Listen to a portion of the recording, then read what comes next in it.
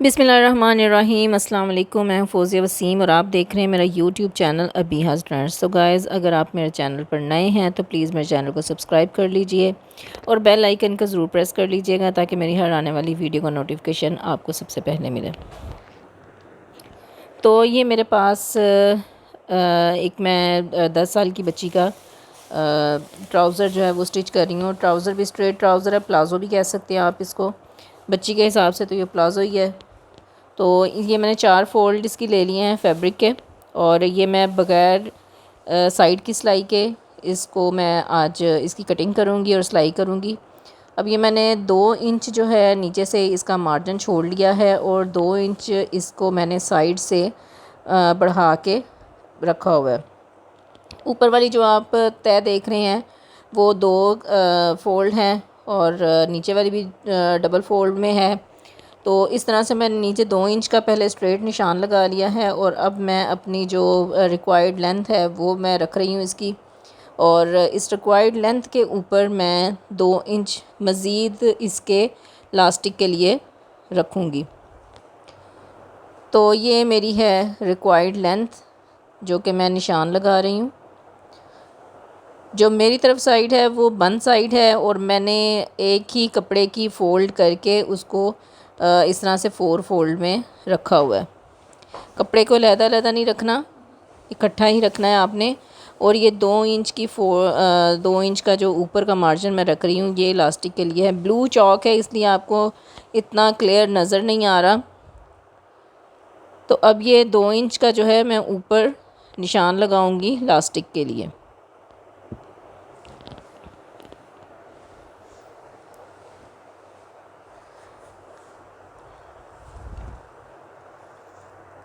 इसके बाद मैं निशान लगाऊंगी इसकी आसन का, और आसन का जो है वो 10 से 11 इंच इनफ है।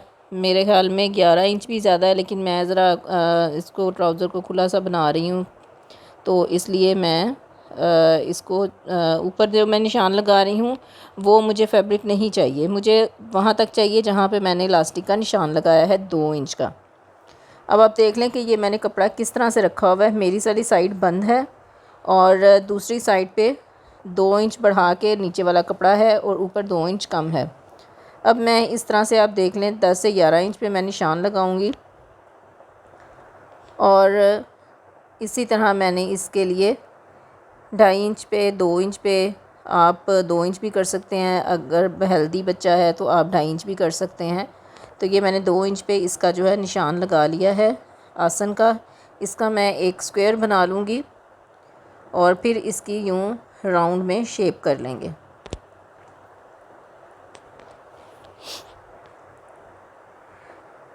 अब इसका जो पाइंचा है, जो इसका बॉटम है, वो मुझे चाहिए जी 9 इंच में, और मैं 8.5-9 इंच जो है वो इसका मुझे तैयार चाहिए। आप अपनी मर्ज़ी से भी रख सकती हैं और इसी तरह से आप नैरो बॉटम भी तैयार कर सकती हैं। अब ये जो मैंने 9 इंच पे इसका बॉटम रखा है, इसको आसन पे मैंने स्केल रख के इस तरह से स्ट्रेट निशान लगा देना है। अब जो पहले मैं कटिंग करूँगी वो कटिंग मैं करूँगी ऊपर वाले पार्ट की। अब ये देख लें कि ये ऊपर वाला हिस्सा जो है उसकी मैं कटिंग कर दूँगी और उसके बाद हम नीचे वाले हिस्से की कटिंग करेंगे। अगर आप नैरो बॉटम भी बनाना चाहें तो वो भी आप इसी तरह से इसको कट कर सकते हैं। अब मैंने ऊपर वाले जो डबल फ़ोल्ड की मैंने कटिंग कर दी है, और ये मैंने अब आसन की भी कटिंग कर दी है। और अब ये ऊपर का जो हमने निशान लगाया था, हमने 2 इंच का जो इलास्टिक का निशान लगाया था उससे उस पे हम रख के इसकी कटिंग कर देंगे।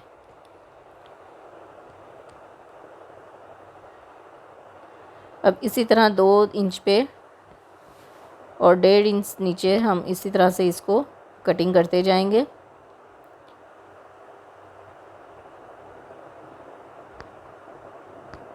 इसी तरह से आपने ऊपर भी 2 इंच पे आपने इसको कटिंग कर देना है।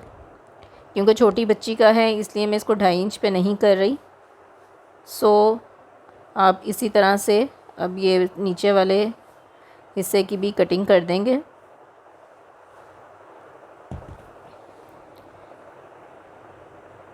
अब ये जो हमने 2 फोल्ड की कटिंग की थी और पीछे वाला जो हिस्सा है वो रह गया है, वो 2.5 इंच है और 2.5 इंच को मैं इसी तरह से इसका जो बैक साइड है वो इसका लॉन्ग रखूँगी। वो मैंने 2.5 इंच इससे ज़्यादा रखा है। और जब ये स्टिच होगा तो आप देखिएगा कि ये इसका लुक कितना अच्छा आएगा। तो ये देख लीजिए कि किस तरह से ये आमने सामने आएंगे। ऊपर वाले हिस्से दोनों छोटे हैं और नीचे वाले हिस्से दोनों बड़े हैं। और ये बैक साइड भी आप देख रहे हैं कि 2.5 इंच जो है वो आसन से बड़ी है। अब मैं एज़ यूजुअल अपनी जो सिलाइयाँ हैं वो आसन से लगानी स्टार्ट करूँगी। छोटे के साथ छोटी और बड़े के साथ बड़ी आसन को मैं स्टिच कर दूँगी। 2 इंच तकरीबन मैं उसको छोड़ दूँगी, उसको सिलाई नहीं करूँगी। अब मैं कर रही हूँ जी इसके बॉटम पर इनसाइड सिलाई कर रही हूँ, जो कि बिल्कुल माइनर सी मैं इसमें सिलाई करूँगी। अब मैंने इस पे लेस लगानी है और लेस में इस तरह से लगाना चाह रही हूँ कि बच्ची का ट्राउज़र है तो उनको ये जो लड़ियाँ इसकी लटक रही हैं ये उनको इरिटेट ना करें। अब ये जो मैंने निशान लगाया था नीचे फ़ोल्ड का, मैंने उसके ऊपर इस तरह से एक निशान बना लिया है, क्रीज़ बना ली है। और इसी तरह जहाँ पे मैंने लेस लगानी है वहाँ पर भी मैंने इस तरह से क्रीज़ बना ली है। अब मेरे पास एक फ़ाइन लाइन आ गई है जिसके ऊपर मैंने रख के लेस लगानी है। और ये लेस जो है नेट पे है, बड़ी खूबसूरत सी लेस है। बच्चों को ज़रा चमकते हुए कपड़े अच्छे लगते हैं तो मैंने सोचा कि इस लेस को यहाँ पे यूज़ किया जाए। इसी तरह मैं दूसरे बॉटम पे भी इसको इसी तरह से अटैच कर लूँगी सिलाई से। और उसके बाद हमने करना ये है कि उसके बाद हमने इसको साइड पे सिलाई लगानी है। और ये हमेशा याद रखिएगा कि इसकी जो लेस की सिलाई है वो लेस के साथ लेस जो है परफेक्ट आपकी मैच होनी चाहिए, आगे पीछे नहीं हो वरना वो अच्छी नहीं लगेगी। तो जो भी डिज़ाइन हो इसी तरह उसको डिज़ाइन के साथ डिज़ाइन जो है वो मैच होना चाहिए। अब मैंने साइडों की सिलाइयाँ लगा ली हैं और एंड पे मैं आसन की थोड़ी सी सिलाई जो मैंने छोड़ी हुई थी मैं उसको भी डन कर दूँगी। अच्छा जी, अब ये जो देखें मैंने सिरी से निशान लगाया था, अब उसकी वजह से मुझे इसको फ़ोल्ड करना बड़ा इजी हो जाएगा। मैंने पहले भी ट्राउज़र स्टिच करना बताया था और मैंने तब भी यही कहा था कि हमेशा ट्राउज़र को सिलाई जो है वो राउंड में लगाएं, तरपाई राउंड में करें वरना उसकी लुक अच्छी नहीं आती। तो इसी तरह से मैंने ट्राउज़र की जो राउंड में सिलाई लगा ली है।